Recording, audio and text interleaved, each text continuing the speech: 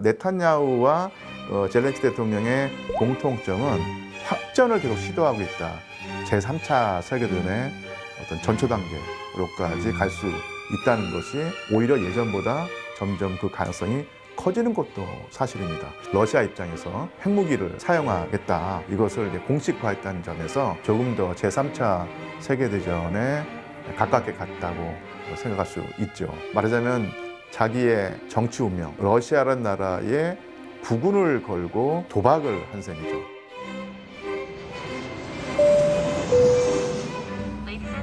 안녕하세요. 주식초등학교 여러분. 저는 오늘 특강을 맡은 상명대학교 류한수 교수입니다. 그 벨라루스가 크게 그 동슬라브인에 속하거든요.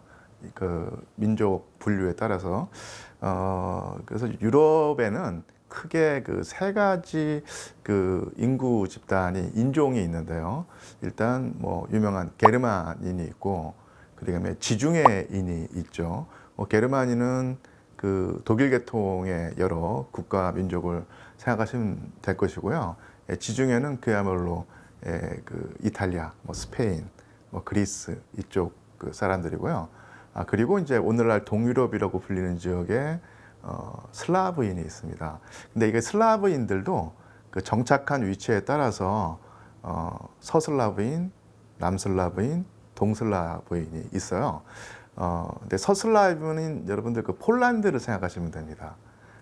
그리고 남슬라브인은 지금은 없어진 나라지만 옛날에 그 유고슬라비아가 있었는데, 그러니까 유고슬라비아를 구성했던 여러 민족과 국가 생각하시면 되겠고요.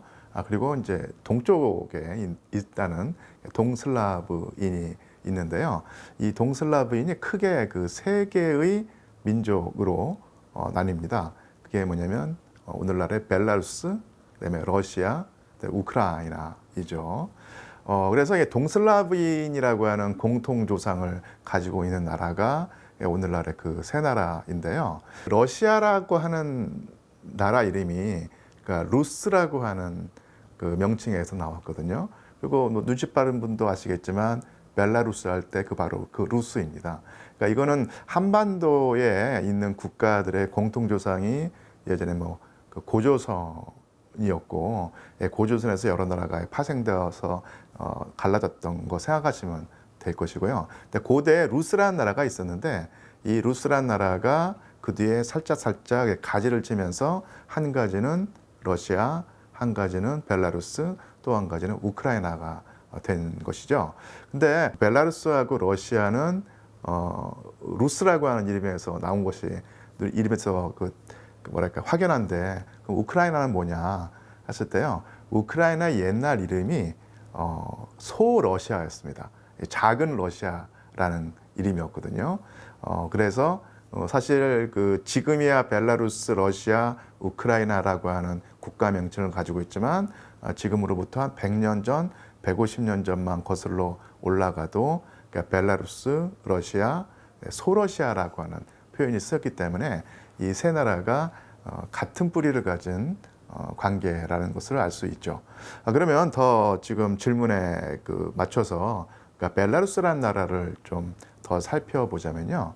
이 벨라루스라고 하는 이름은 루스에서 나온 국가 명칭인데, 앞에 그 벨라란 말이 하얗다라는 얘기입니다. 그래서 예전에 그러니까 저와 비슷한 연배의 분들은 옛날에 그 백러시아라고 하는 표현을 아마 많이 들어보셨을 거예요.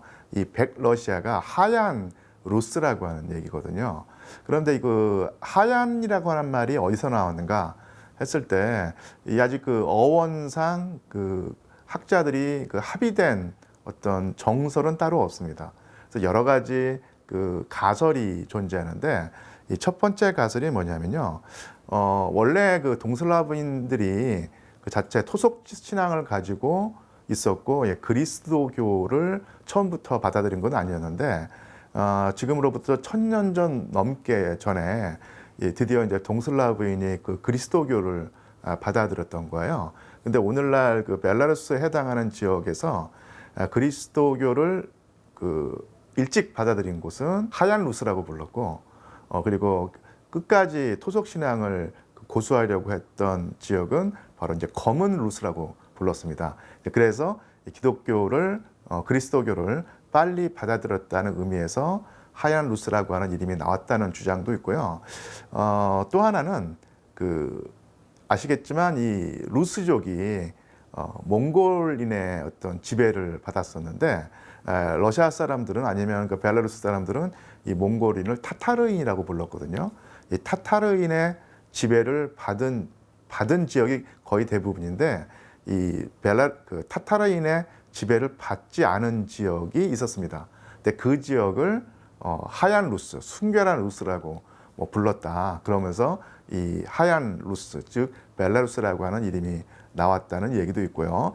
또 하나의 그 가설은 그쪽 사람들이 사실은 우리 민족도 그런 그 별명이 있죠. 백이민족이라고 하는 별명이 있는데 벨라루스 사람도 그 하얀 옷을 즐겨 입었거든요. 전통 복장으로. 그래서 그 하얀 옷을 즐겨 입었기 때문에 하얀 루스라고 하는 이름이 나왔다. 이런 식의 얘기가 있습니다. 거듭 말씀드리지만 정설은 없고요. 이런 식의 추정이 있다는 얘기죠. 처음에 예전에는 한국에서는 아까도 말씀드렸지만 백러시아라고는 표현이 쓰이다가 1991년에 소비에트 연방이 해체되면서 원래 그 벨라루스도 소비에트 연방을 구성했던 15개 공화국 중에 하나였는데 1991년에 소비에트 연방이 해체되면서 이제 독립국가가 되었죠. 그래서 이 대한민국 우리나라에서도 이 나라의 어떤 그 정식 국호를 불러줘야 되는데 그때 어떤 이유였는지 몰라도 한국 그 정부가 벨로루시라고 하는 식의 표기를 했었어요.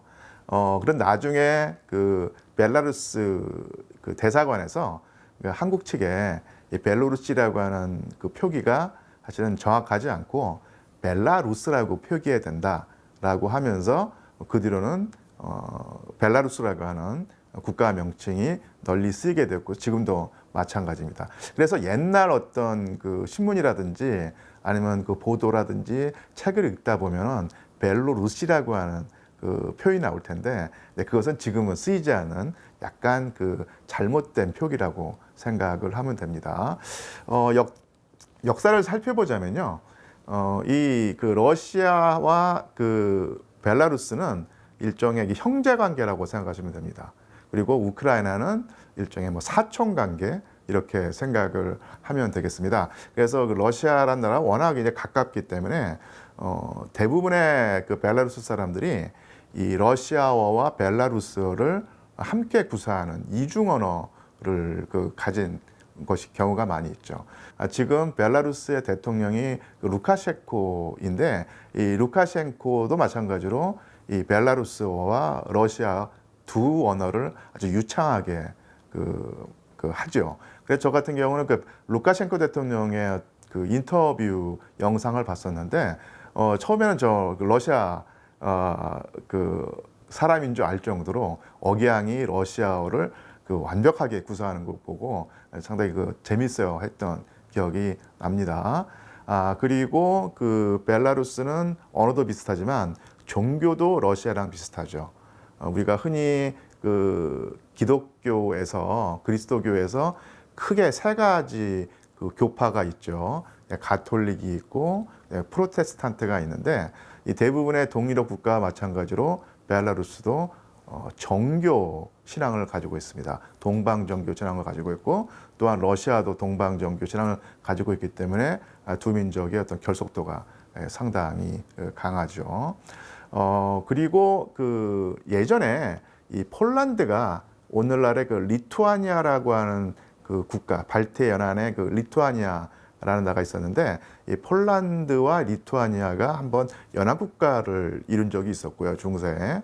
그리고 엄청나게 영토를 넓혀서 오늘날의 그 러시아의 상당 부분, 그리고 우크라이나 일부, 그리고 벨라루스의 거의 대부분을 이 폴란드, 리투아니아 연합국가가 차지한 적이 있었습니다. 그래서 이제 폴란드의 지배를 또 한때 받았었는데, 근데 그 폴란드가 나중에 그 근대에 러시아와 프로이센과 오스트리아 사이에서 이 3등분이 되거든요. 그래서 그 국가의 폴란드라는 국가가 쪼개지면서 이 세 나라에 편입이 되었죠. 그래서 그 폴란드가 러시아 제국에 편입이 될 때 이 벨라루스도 마찬가지로 러시아 제국에게 들어가서 러시아 제국의 지배를 오랫동안 받았습니다. 1917년에 러시아 혁명이 일어나서 러시아 제국이 무너지고 그 자리에 우여곡절 끝에 1922년에 그 소비에트 연방이 구성이 됐는데 그 소비에트 연방을 구성하는 여러 공화국 중에 하나로 되었고요. 그래서 벨라루스 소비에트 사회주의 공화국이라는 형태로 1991년까지 지속이 되다가 1991년에 소비에트 연방이 해체되면서 그때 독립국이 되었죠. 그리고 지금까지 이어지고 있습니다. 그래서 뭐 제 개인적인 경험을 말씀드리면요, 제가 그 박사학위 논문을 쓰던 시절에 이 자료를 모으려고 그 러시아에 특히 이제 상트페테르부르크에 장기 체류를 했었는데요. 그때 그 하숙집 할머니가 이 벨라루스 분이었어요. 벨라루스 할머니였는데 벨라루스 이 할머니의 그 뭐랄까 남편은 그 타직스탄 분이었고요. 그리고 가장 그 절친한 친구는 우크라이나 할머니였습니다. 그리고 당연히 그 벨라루스 할머니와 예전에 그 타직스탄 출신의 이 할아버지 사이에서 딸이 있었는데 이 딸은 혼혈이었겠죠. 그러니까 이분은 또 딸은 러시아 남자와 결혼을 해서 벨라루스 할머니는 러시아 사위를 두고 살아가고 있었던 것이죠. 그러니까 이렇게 한 집안에서도 요 세민족 내지는 러시아를 구성하고 있는 여러 소수민족이 어울려 살고 있었고 혈연적으로 아니면 그 뭐 가문을 통해서 아주 긴밀하게 연결돼 있기 때문에 어느 순간에는 뭐 이것이 과연 민족을 구분하는 것이 의미가 있겠는가 싶을 정도로 아주 끈끈하게 또 가깝게 이어지고 있죠. 벨라루스와 러시아는 일종의 형제 관계고 그보다는 조금 우크라이나와는 거리가 있습니다. 그러니까 사촌 관계라고 표현을 하면 될 것 같습니다. 그리고 이 벨라루스 같은 경우가 사실은 여러 그 민족이 섞여 있긴 한데 그래도 벨라루스가 가장 압도적인 다수를 차지하고 있거든요. 그래서 한 80%가 벨라루스인이고 한 10%나 15% 남짓한 인구가 러시아인인데 그에 비해서 우크라이나 같은 경우는 조금은 그 민족 분포도가 더 다양하죠. 그러니까 폴란드인이라든지 또 러시아인도 많이 살고 있었고 또 유대인도 많이 살고 있습니다. 그래서 다시 한번 말씀드리지만 그 벨라루스는 러시아와는 아주 밀접 관계가 있고 우크라이나와는 살짝 거리가 있다. 그래서 최근에 또 그 뭐랄까요, 이 민족 구성에서는 그런데 이 정치형에서 영역에서는 조금 벨라루스와 우크라이나가 좀 껄끄러운 관계가 됐어요. 왜냐하면 러시아와 그 벨라루스가 일종의 국가연합 상태거든요. 그래서 외교권이라든지 아니면 뭐 그 국방권에서는 따로 어떤 주권을 가지고 있지만 그 외에 어떤 문화라든지 어떤 뭐 이런 경제에서는 거의 뭐 한국가라고 할 수 있을 만큼 결속이 강한 그런 상태인데 지금 러시아와 우크라이나가 그전까지 계속 갈등을 빚어오다가 러시아가 우크라이나를 침공하면서 거의 3년 동안 전쟁을 벌이고 있는 상태죠. 그런데 그 벨라루스와 러시아는 일종의 국가연합 상태이기 때문에 당연히 벨라루스, 특히 벨라루스의 현 집권당은 러시아를 지지하는 입장이었고 그래서 우크라이나와는 일종의 뭐 직접적인 교전을 하고 있지 않지만 외교적으로나 국제적으로나 이 대립 관계에 있습니다. 적대 관계에 있다고 하고 있고요. 지금 한 달 전에 그 벨라루스의 군대가 자꾸 그 우크라이나 접경 지역으로 집중 배치되는 그런 현상이 관찰되었죠. 그래서 사실은 뭐 직접적인 교전 가능성으로 갈 가능성은 높지 않지만 어쨌든 간에 지금 벨라루스와 우크라이나는 이 접경지대에서 군사적으로도 일정한 대치 관계에 있는 상황입니다. 임을 우리가 좀 기억해야 할 필요가 있습니다. 사실은 그 바다에 접하고 있지 않다는 것이 상당히 그 뭐랄까요, 진출이라든지 개방성에서 문제가 있을 수 있겠죠. 그리고 아무래도 러시아와 딱 이렇게 접경을 하고 있기 때문에 러시아에 대한 의존도가 상당히 높고요. 지형이 아주 평탄하고요. 그 다음에 또 가보면 실제로 늪지대가 많이 있습니다.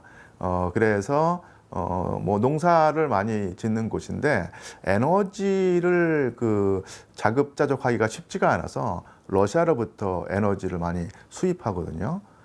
그래서 파이프라인을 통해서 에너지를 수입하고 있죠. 만약에 바다와 접하 있었으면 다른 나라와 더 뭐랄까 물류 이동이 더 쉬웠을 텐데 그러지 못해서 좀 어려운 측면이 있고요. 그래서 사실은 벨라루스에 가보시면 거의 산을 볼 수 없을 것입니다. 그만큼 이게 평탄한 지역이고, 그 다음에 또 프리피아트 늪지대라고 하는데 소택지, 그러니까 물기를 많이 머금은 딱 흙이 많이 있어서 그쪽 지역은 사람이 좀 살기 어려운 그런 지형이 벨라루스의 특징이기도 하죠.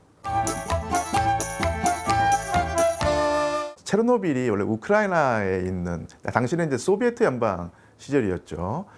그래서 그 당시는 뭐 소비에트 연방뿐만 아니라 전 세계에서 원자력 발전소를 아주 많이 짓는 시절이었고, 소비에트 연방에서도 국가 정책으로 원자력 발전소 건설을 아주 강행하고 장려해서 특히 우크라이나의 체르노빌에 아주 대규모 원자력 발전소가 세워졌었는데, 뭐 잘 아시겠지만 이것이 폭발하면서 고르바초프 대통령 시절이죠. 고르바초프 집권기에 터지면서 엄청난 방사능 낙진이 발생을 했는데, 이게 그때 마침 이 바람이 체르노빌에서 이 북서쪽으로 불었던 거예요. 그래서 이 북서쪽에 위치해 있는 이 벨라루스에 바람을 탄 낙진이 많이 내려앉아서 인명 피해가 났습니다. 근데 이 방사능 낙진에 말미암은 인명 피해란 것이 뭐 그냥 딱 그 순간에 나타난 것이 아니라 엄청난 시간을 두고 나타나기 때문에 어떤 경우에는 뭐 공식적으로는 뭐 10명, 20명 남짓한 피해가, 인명 피해가 났다라고도 이제 주장을 하는데, 이 낙진 피해를 좀 뭐랄까 폭넓게 잡으면 훨씬 더 피해가 컸다고 하는 주장도 있습니다. 사고는 우크라이나에서 일어났는데, 역시 바람을 타고 낙진이 집중적으로 벨라루스에 떨어지는 어떤 불운이 있었고요. 그만큼 이 두 나라가 국경을 맞대고 있었기 때문에 빚어진 비극이라고 할 수 있겠죠. 제가 볼 때는요, 벨라루스에만 미녀가 있는 것이 아니라 뭐랄까요, 슬라브인 여성들이 인물이 다 좋아요. 또 이게 민족 구성이 다양하고, 그다음에 이 사이에 혼혈이 많이 이루어지면서 미녀가 더 많다고도 뭐 생각할 수 있겠죠. 저 같은 경우는 주로 러시아 쪽에서 장기 체류를 했었는데, 그때가 1990년대 이 후반이었거든요. 근데 지금 생각해 보면 그때는 이 러시아 아가씨 내지는 슬라브 계통 여성들이 상당히 자태도 곱고 아름답다 하면서 생각을 했었는데, 같은 시기에 러시아 남성, 슬라브 남성들이 상대적으로 좀 모양새가 안 나왔던 거예요. 꾀지지한 느낌도 들고, 그래서 왜 이렇게 여성들은 아름다운데 남성들은 그에 못 미칠까 하는 생각을 했었는데, 최근에 한번 제가 러시아를 갔었는데, 이제는 러시아 남성들도 아주 뭐랄까요, 멋있게 보이고 잘생긴 사람들이 많더라고요. 생각을 해보니까 1990년대가 체제 전환 이행기여서 러시아 및 여러 그 동유럽 국가들이 아주 경제적으로 힘들 때였거든요. 근데 그런 힘들 때 남자들은 아무래도 이게 꾸미는데 별로 뭐랄까요, 에너지가 좀 없고 해서 좀 그랬었는데, 그리고 상대적으로 그 당시 그 슬라브 여성들은 내가 빵은 좀 굶더라도 반드시 좋은 예쁜 옷은 입어야 되겠다라고 하는 어떤 그런 그 어떤 아름다움 치장에 관한 어떤 그런 뭐랄까요, 그 욕구가 있었기 때문에 그 당시에도 이렇게 치장을 해서 아름답게 보이는데, 그러니까 지금은 특히 이제 러시아 같은 경우는 경제가 예전보다 훨씬 낫고 안정기에 접어들었기 때문에 이제는 러시아 청년들, 러시아 남성들도 이제는 멋도 부릴 줄 알고 또 그럴 만한 여유가 있으면서 예전에 제가 보지 못했던 어떤 그런 러시아 남성들의 어떤 멋진 모습, 그런 것이 이게 눈에 들어와서 이제는 그 변화가 눈에 띄었던 듯합니다. 그래서 결론을 얘기하자면 러시아 여성, 러시아 남성이 지금은 똑같이 멋있고 아름답고 인물이 좋다, 이렇게 생각하시면 될 듯합니다. 이게 그 지금 그 벨라루스 대통령이 그 알렉산드르 루카셴코라는 이름을 가진 분인데, 1991년에 그 벨라루스가 소비에트 연방이 해체되면서 독립국가가 되었는데, 그때 이제 권력 수반은 당시 그 국회의장격에 해당하는 직책을 가졌던 슈스케비치라고 하는 분이었는데, 그로부터 몇 해가 흘러서 1993년에 대통령제로 바뀌었어요. 그래서 대통령에 선출된 사람이 바로 알렉산드르 루카셴코라고 하는 인물이었죠. 그리고 주기적으로 선거가 있었지만 그때마다 연임을 하면서 지금까지 그 대통령 직위를 유지하고 있습니다. 30년 동안 집권을 하고 있죠. 그래서 가장 현재 그 전 세계에서 가장 최장기 집권을 하고 있는 정치가가 알렉산드르 루카셴코라고 하는 인물일 것입니다. 원래 그 루카셴코는 벨라루스 사람인데요. 당시 뭐 소비에트 연방 시절이었기 때문에 소련에서 그 뭐랄까 성장을 했고, 그 소련군에서도 이제 복무를 했습니다. 그리고 벨라루스 공산당의 어떤 그 당원으로 당시에 상층부의 어떤 부정부패를 그 비판하고 그 부분을 공격함으로써 이 전국구 정치인으로 성장을 했고요. 그리고 1993년에 대통령에 선출이 되면서 초대 대통령이 되었고 지금까지도 계속 그 권력을 유지하고 있죠. 그런데 뭐 눈치채셨겠지만 권력을 연장하는 방법이 상당히 그 강압적인 어떤 통치로 야당을 탄압하고 자기 반대파를 억누르는 모습을 보이고 언론을 통제하는 모습을 보였기 때문에 여러 차례의 대통령 선거에서도 계속 그 대통령으로 선출될 수 있었죠. 그래서 지금 서방으로부터는 독재자라는 어떤 비판을 받고 있습니다. 그런데 그렇다면 왜 정권이 교체되지 않는가? 이 부분을 우리가 궁금해 하겠죠. 그리고 서방 언론으로부터도 정말로 그 심한 공격을 받고 있기 때문에 국제적인 어떤 평판도 별로 좋지가 않습니다. 그래서 한번 살펴보자면요. 당연히 반대 세력을 상당히 그 심하게 탄압을 하기 때문에 그 반대파 내지는 야당이 제대로 활동을 할 수 없어서 이런 권력이 그 유지되는 측면도 있지만 그거 하나만으로 설명하기는 쉽지가 않고요. 역시 중요한 것은 경제였습니다. 벨라루스, 러시아, 우크라이나가 1991년에 독립을 하고 독자적인 국가가 되고 나서 자본주의로의 그 체제 전환이 이루어졌죠. 소비에트 연방 시절에 중앙집권적인 공산주의 경제 체제를 가지고 있다가 1991년에 급격하게 체제 전환을 해서 국영기업이 민영화되고, 그리고 철저한 시장 논리에 따라서 물건 값이 정해지고 자원이 분배되는 자본주의 체제로 전환을 했는데, 체제 전환기에 가장 극심한 혼란과 고통을 겪었던 나라가 바로 우크라이나였고요. 그리고 또 못지않게 그 러시아도 그 고통이 심했었죠. 옐친 대통령 시절에 러시아를 한번 생각을 해보면 상당히 일반 서민들의 고통이 심했는데 요 그 동슬라브인의 세 국가 중에서 그나마 체제 전환의 고통을 가장 적게 겪었던 나라가 바로 이 벨라루스였습니다. 그래서 루카셴코 대통령은 내가 통치하니까 이 고통이 적었고 이 체제 전환의 속도를 빨리 할 수 있었고 지금 체제가 안정화된 것이 아니냐 뭐 이런 식으로 주장을 할 수 있는 근거가 된 거고요. 물론 그 벨라루스의 경제 수준이 서유럽만큼 이렇게 높은 것은 아니지만 후진국은 결코 아닌 셈입니다. 그리고 이 체제 전환을 하면서도 무상교육과 무상의료 체제를 지금까지 유지하고 있다고 그래요. 이게 상당히 놀라운 어떤 성과라고도 할 수 있죠. 그래서 사실 그 소비에트 시절에 일반 국민들에게 가장 호소력이 있는 정책이 바로 무상교육, 무상의료였는데 이게 자본주의로의 체제 전환을 겪으면서도 벨라루스에서만큼은 이것이 유지가 되었습니다.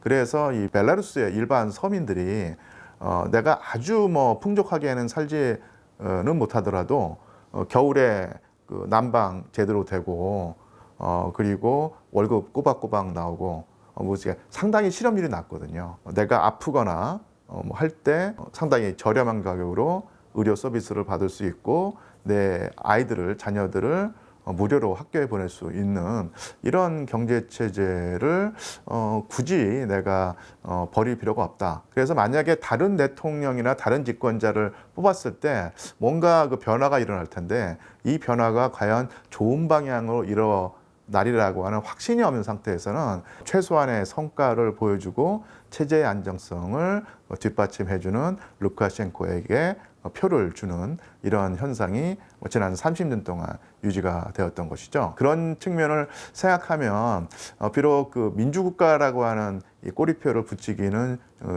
쉽지 않지만 그래도 어쨌든 간에 국가의 통합성과 체제의 안정성을 유지해 나간다는 측면에서 루카셴코의 장기 집권을 설명할 수 있겠죠. 개인적으로는 상당히 그 똑똑한 명민한 인물입니다. 젤렌스키 대통령의 어떤 그 삶을 살펴보자면요, 당연히 우크라이나 출신인데요, 집안 자체는 유대인입니다. 유대인 집안에서 태어났는데 유대인들이 아시겠지만 이 주변의 여러 민족으로부터 아니면 국가 권력으로부터 억눌림을 받는 과정에서 생존의 어떤 몸부림 아니면 생존 기법이 뭐냐면 교육에 엄청난 열의를 보이는 것이었어요. 그래서 유대인 집안이었던 그 젤렌스키의 부모님들도 상당히 그 교육에 힘쓰는 집안 분위기였는지 둘 다 젤렌스키의 아버지와 어머니가 다 공학 교수, 그다음에 엔지니어였습니다. 학자 집안에서 태어났고요. 대학을 키이우 국립경제대학이라고 하는 우크라이나에서 가장 알아주는 대학에서 경제학을 학부 때 공부했고 석사 과정에 들어가서 이 법학을 공부했습니다. 그래서 뭐 공부를 계속하거나 했으면은 나름대로 학자로도 성공할 수 있었을 법한 경력인데 본인은 좀 끼가 많았던 모양이에요. 예전부터 어떤 그 악기 연주라든지 어떤 이런 것을 상당히 좋아하고 이 방송으로 진출하고 싶다는 생각을 해서 택했던 직업이 바로 방송인, 그다음에 연예인, 특히 이제 코미디언이었습니다. 그리고 지금도 뭐 유튜브 보면은 이 옛날 젊은 시절에 젤렌스키 대통령이 뭐 이렇게 공연을 하는 장면이 있는데요. 상당히 뭐랄까요, 방송인으로 뛰어난 자질을 보이는 것이었죠.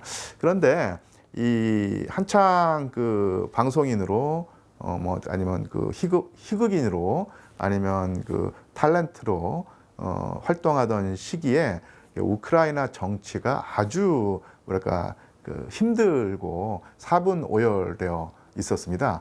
그래서 우크라이나를 조금이라도 아시는 분들은 그 접하는 정보였겠지만 이 동쪽에서는 친러시아 성향이 상당히 강하고 이 서쪽에서는 친서방 성향이 강해서 이 두 지역 사이에 그리고 두 정치 세력 사이에 아주 알력이 심했었거든요.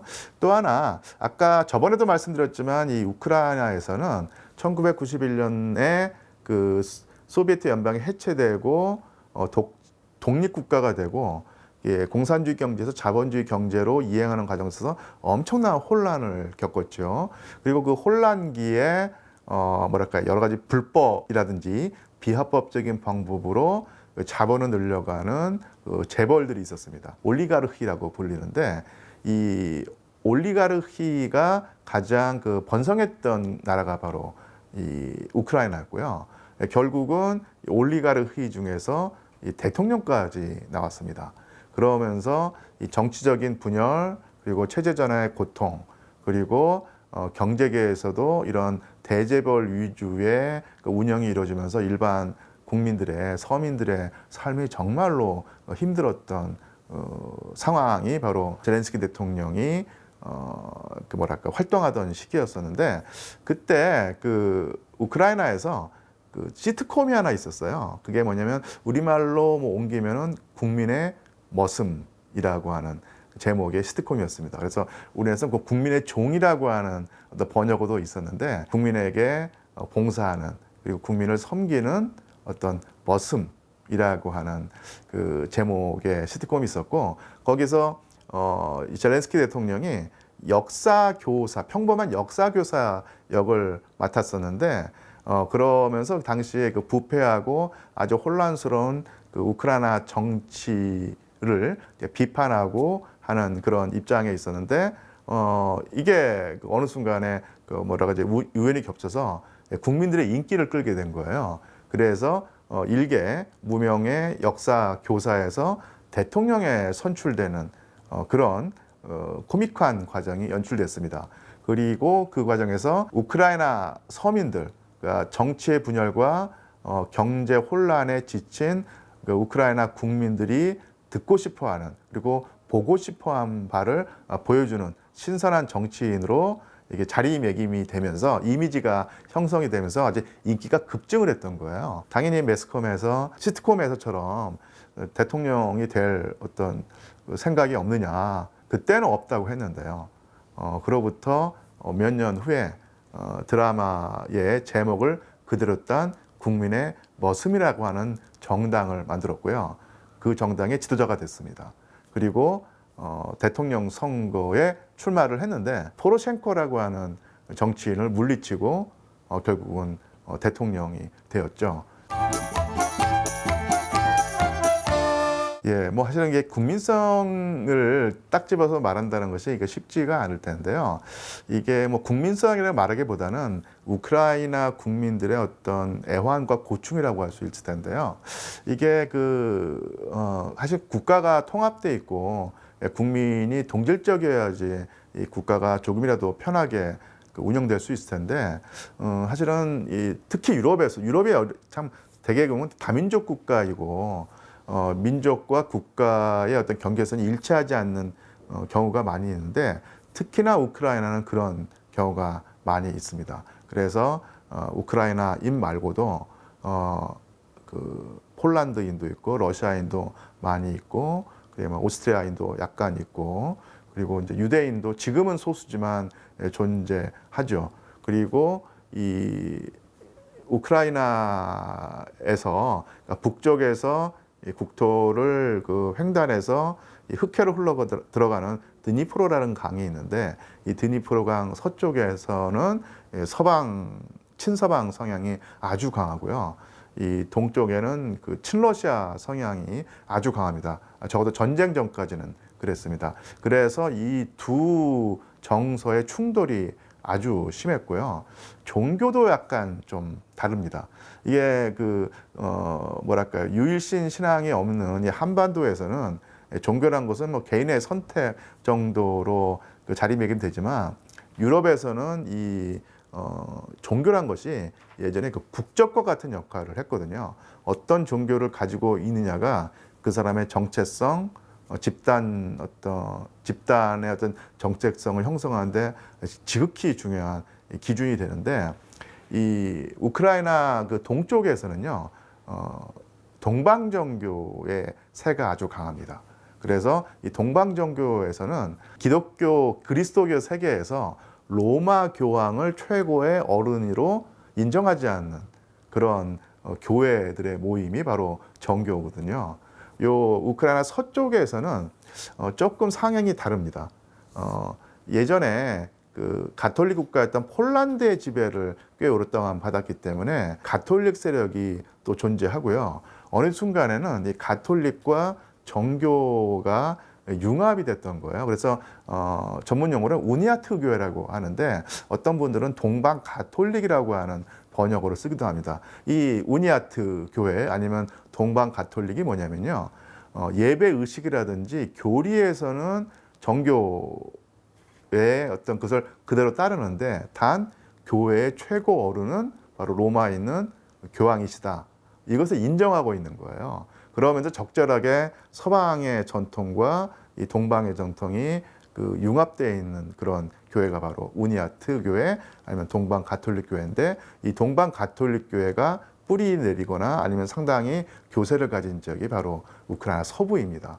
그래서 이런 식으로 정치적 정서도 다르고 신앙을 통한 정체성도 다르기 때문에 이것이 바로 오늘날 1991년에 독립국가가 됐던 우크라이나의 가장 큰 어떤 고충이고요. 결국은 우크라이나가 안고 있는 현재의 시련의 어떤 뿌리가 바로 그런 동서의 어떤 분리, 동쪽과 서쪽이 서로 하나의 국민으로 통합되지 못하는 이런 상태에서 그런 그 뭐랄까 비극과 고충이 비롯되었다고 할 수 있죠.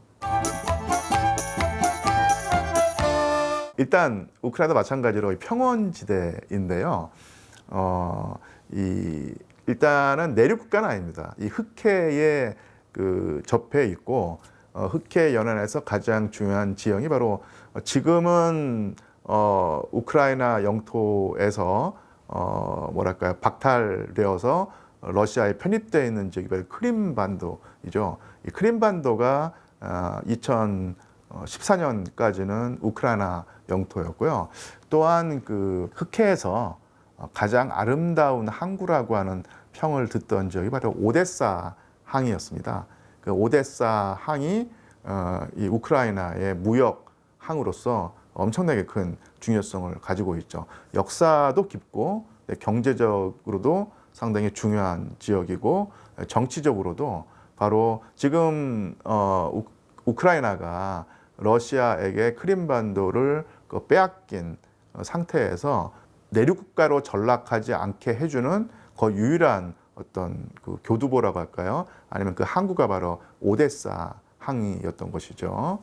자, 그래서 이렇게 말씀드리자면 그 우크라이나는 내륙 국가는 아니고 바다와 접해 있지만 이 최근에 어떤 전쟁과 정치적인 갈등 속에서 잘못하다가는 이 오데사 항을 빼앗기기라도 한다면 내륙국으로 전락할 가능성도 있다. 이런 특성을 가지고 있고요. 하지만 농업 자원에서는 이 무궁무진한 어떤 잠재성과 아니면 가능성을 가진 나라입니다. 우리가 그 지리 시간에 가장 농사짓기에 좋은 어떤 그런 토양을 버리고 흑토라고 부르죠.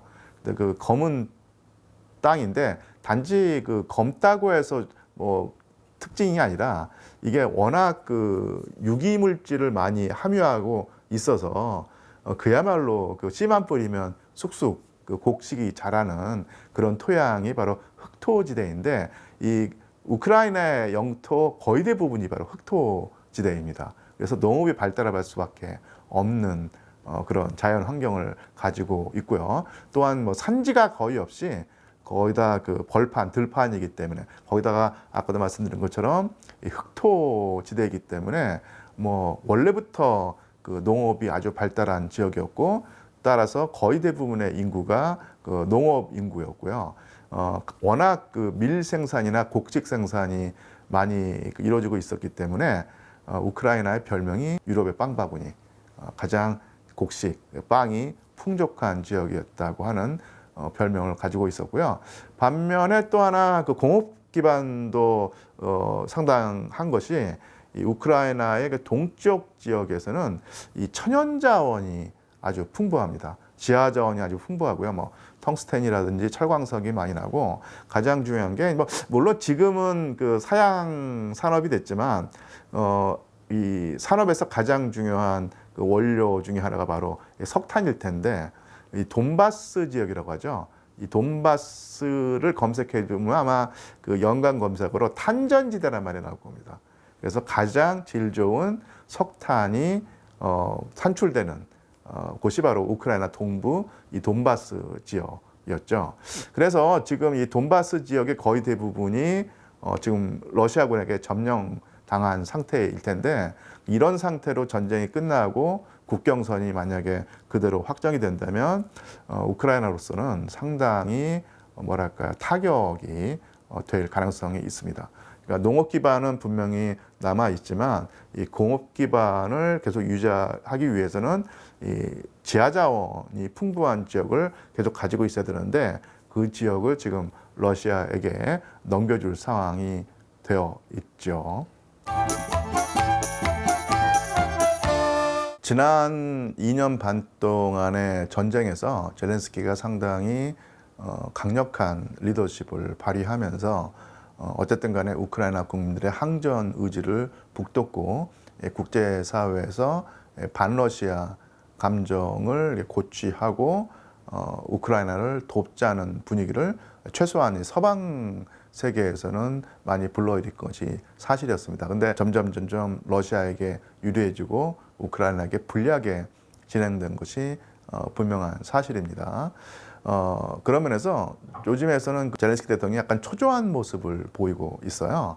서방 세계를 돌아다니면서 계속 원조를 요청하는데 작년, 재작년에 비해서 어떤 지지 정도가 현저히 낮아진 것이 사실이고요. 그리고 미국에서도 환대의 정도가 예전보다 못한 것이 사실입니다. 그리고 우크라이나 국민들 중에서도 상당히 많은 그 비율의 국민들이 전쟁이 지쳐서 패배의식에 물들어 있는 것이 사실이죠. 물론 그런 국민들의 비중이 얼마나가 되는가도 논란이 있지만 작년, 재작년에 없었던 현상이 보이는 것이 사실입니다. 그리고 또 하나 그 젤렌스키 대통령이 상당히 좀 권력의 그 유지에서 좀 불리한 것이, 원래 그 우크라이나 헌법에 따르면 올 봄에 임기가 끝나고 선거를 다시 했어야 되는 상황이었어요. 그런데 그 젤렌스키 대통령이 전쟁 상황이고 계엄령 상황이기 때문에 명분을 내세워서 대통령 선거를 치르지 않고 지금 계속 권력을 연장하고 있는 상태거든요. 그래서 지금 젤렌스키 대통령으로서는 권력에서 내려와서 연기되었던 대통령 선거를 정상적으로 치루어야 한다는 어떤 그런 결단의 순간이 왔다고 하는 어떤 관찰도 있습니다. 그래서 최근에 그 전쟁 상황이라든지 아니면 젤렌스키 대통령의 행보를 추적해 오신 분은 느꼈겠지만 이 계속해서 확전을 시도하고 있습니다. 그래서 이 국내 여론을 다시 흥기하게 만들고 미국으로부터 확실한 그 지지를 얻어내는 방법으로서 이 전쟁을 판을 더 키워서 우크라이나의 전쟁 수행 의지를 계속 연장하겠다. 그리고 미국의 지지를 더 끌어내겠다라고 하는 그런 입장을 보이고 있죠. 그래서 쿠르스크라고 하는 러시아 본토를 공격해서 지금까지도 공방전이 벌어지고 있고요. 또 하나 그 드론을 수백 대를 날려서 러시아의 본토 수백 킬로미터 안으로까지 주요 군사시설을 공격하고 있는 자세를 보이고 있습니다. 이것은 뭐 군사학적으로 적의 교전 능력을 떨어뜨린다는 측면도 있지만 국제사회에서 우크라이나의 그 저항 의지, 항전 의지를 다시 한번 과시하고 러시아의 더 거센 공격을 유도해내고, 근데 그 교전이 지금까지 우크라이나 영토에서만 제한적으로 이루어지는 것이 아니라 접경지대, 어떻게 말하면 러시아 본토에서도 이루어지게 만들므로써 푸틴 대통령의 처지를 어렵게 만들고 미국의 지지를 끌어내려고 하는 의지를 보이고 있습니다. 그런 면에서 지금 네탄야후 이스라엘 총리와 거의 비슷한 입장에 있는 것이 바로 젤렌스키 대통령이고요. 네탄야후와 젤렌스키 대통령의 공통점은 확전을 계속 시도하고 있다는 것이 공통점인데, 차이점이 있다면은 젤렌스키 대통령은 미국 지금 곧 있을 선거에서 민주당 카멀라 해리스 후보에게 모든 것을 건 상태고, 반면에 네탄야후 총리는 반대로 공화당 트럼프 후보에게 모든 것을 건, 이 차이점이 있죠. 전격적으로 그 우크라이나 정예 부대가 러시아에 속한 쿠르스크 지역을 치고 들어가서 상당히 넓은 면적을 차지하면서 전 세계를 깜짝 놀라게 만들었는데, 그때도 이제 의견이 갈렸습니다. 어떤 사람들은 드디어 러시아 본토를 공격하면서 러시아의 허를 찔렀다라고 하는 어떤 시각, 그래서 상당히 그 전황을 우크라이나 쪽에 조금이라도 유리하게 가져왔다고 생각하는 그 시각이 있었고, 또 하나는 지금 전반적으로 그 전황이 우크라이나 불리한 상황에서 가장 중요한 전선인 이 돈바스 전선, 즉 우크라이나 그 동쪽에서 지금 그 격전이 벌어지고 있는 지역이 가장 중요하고, 그쪽을 그 방어해 내야 되는데, 그쪽에서 병력을 빼내서 별로 군사적인 가치가 없는 쿠르스크 지역을 공격한다는 것이 어떤 의미가 있느냐, 뭐 이런 식으로 군사학적으로 볼 때는 무리수다라고 하는 판단이 있었는데, 지금 상황을 놓고 보면 일단 쿠르스크에서는 이제 교착 상태입니다. 그러니까 오히려 러시아군의 반격이 가해지면서 우크라이나가 점령하고 있는 지역이 축소되는 것이 사실이고요.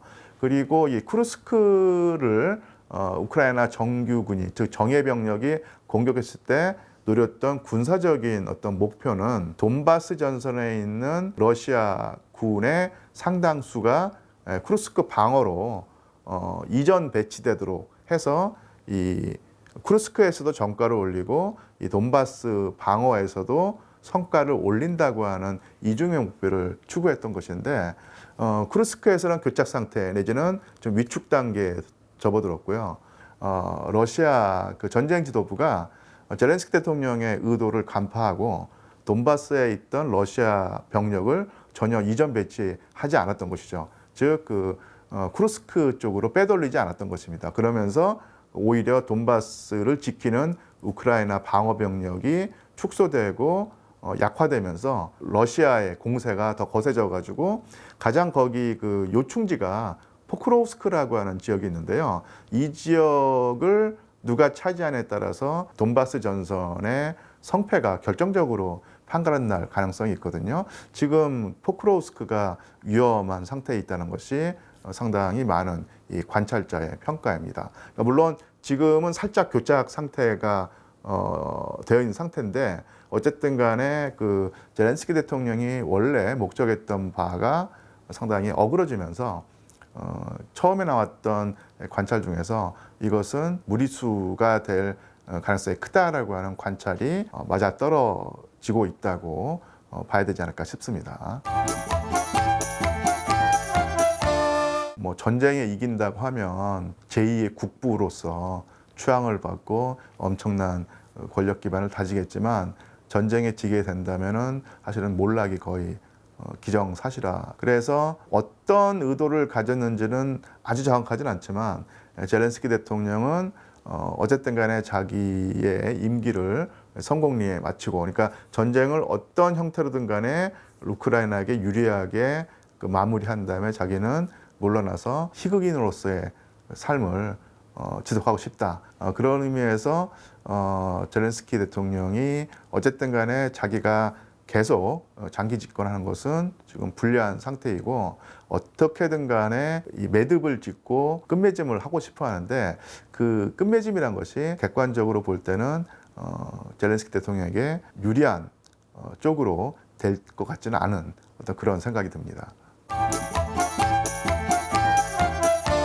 뭐 가장 그 일반적인 평가는 민주당 정권이 재창출되면 조 바이든 대통령의 정책을 계속 이어받아서 우크라이나 지원을 계속할 것이고, 그러면 전쟁이 단기간 내에 끝날 가능성은 없고 더 장기화될 가능성이 있고요.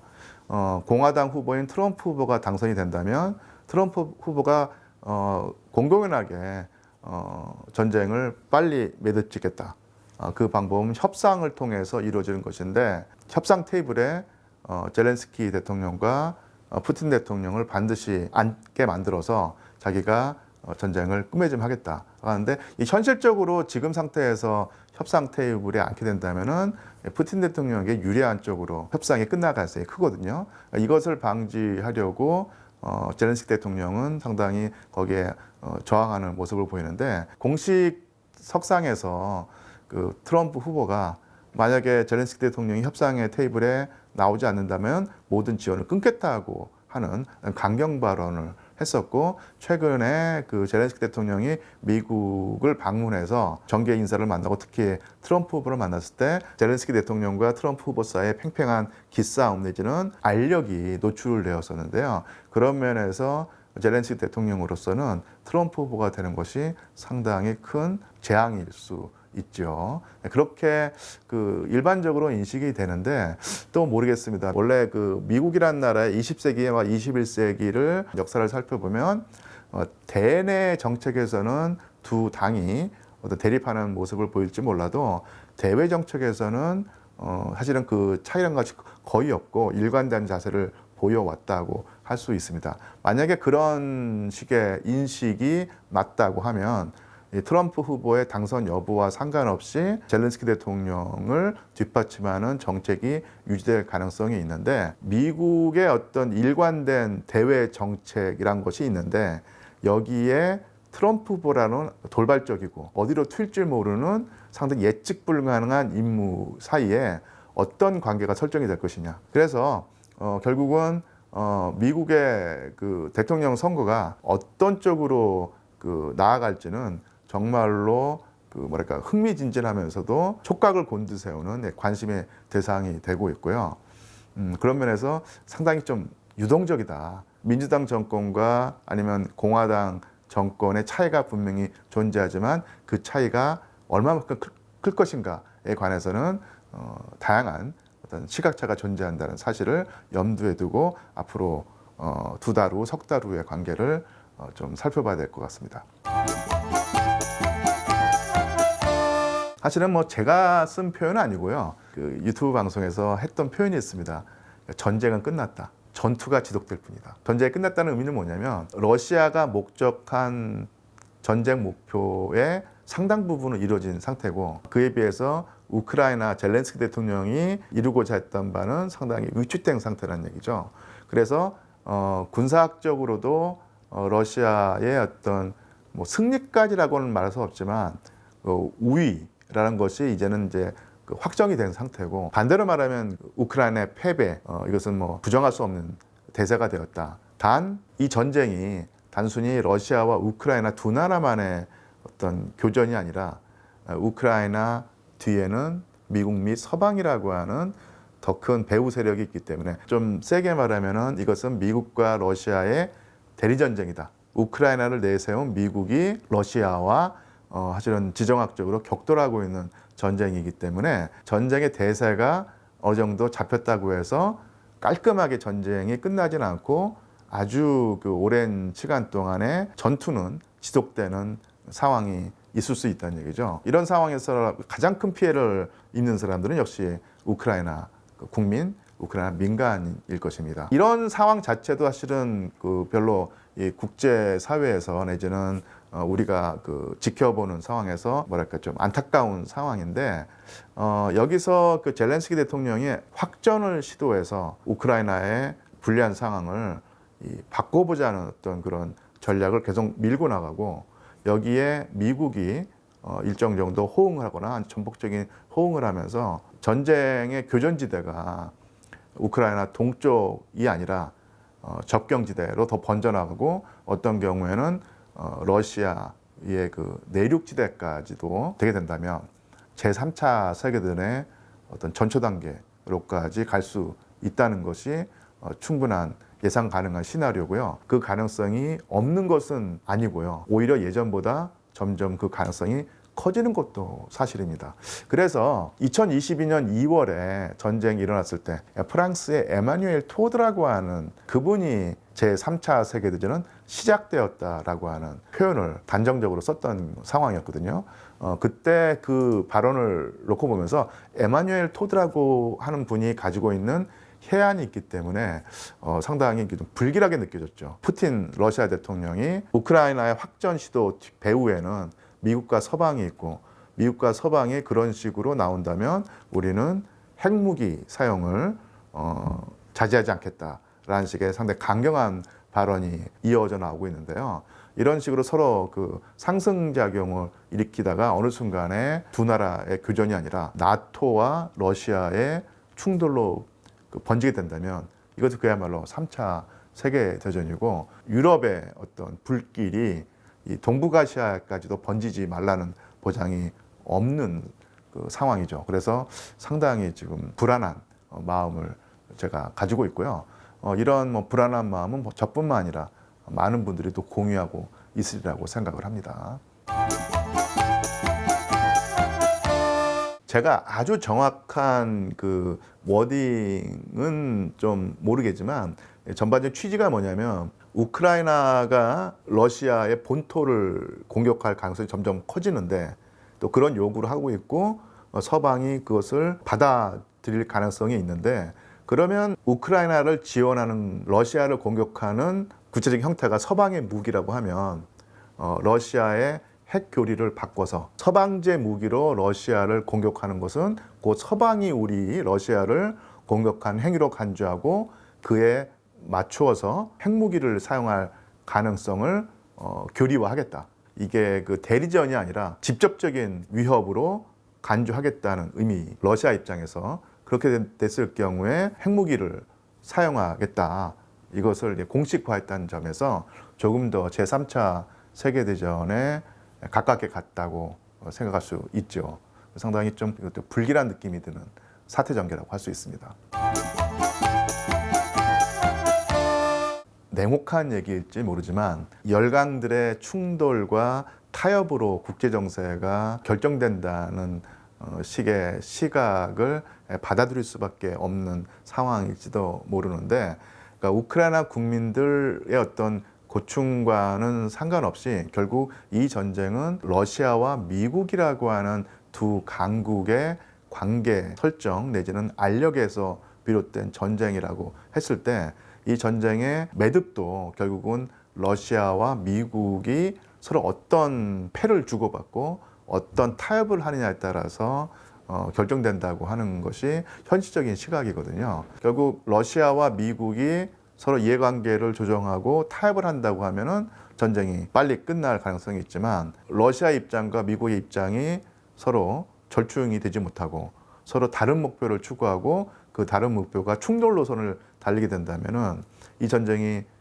쉽게 끝나지 않을 것이고요. 어느 순간에는 대리 전쟁이 아니라 서로 직접적으로 충돌하는 어떤 그런 형태가 될 때는 정말 감당할 수 없는 그야말로 전쟁이라고 말할 수밖에 없는 상황이 될 가능성도 배제할 수 없죠.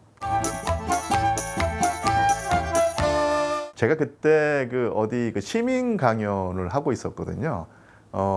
그때 그 주제로 이제 시민 강연을 마친 다음에 한 분이 저한테 그런 질문을 했습니다. 러시아가 과연 미국의 예측대로 우크라이나를 침공할 가능성이 있냐고 물어봤을 때 저는 그런 일은 일어나지 않을 것이다 라고 예측을 했는데 불과 며칠 뒤에 전격적인 침공이 이루어져서 제가 사실은 사태를 내다보지 못한 명색뿐인 전문가가 됐었는데 그런 면에서 저로서는 상당히 안 좋은 모양새였는데 자주적인 말로 제 자신을 정당화하자면 저와 같은 판단을 했던 사람들이 거의 99%였습니다. 전문가들 중에서. 그래서 저 하나만의 어떤 오판은 아니었고요. 국제정세 및 러시아를 연구하는 사람들의 거의 대부분이 공통된 오판이었다고 할 수 있겠죠. 모든 전문가들에게 일일이 물어봐야 되겠지만 아마 많이 공유하고 있는 공통된 인식이 뭐였냐면 어쨌든 간에 러시아는 미국에게 상대적으로 약자이기 때문에 우크라이나라고 하는 국가 뒤에는 분명히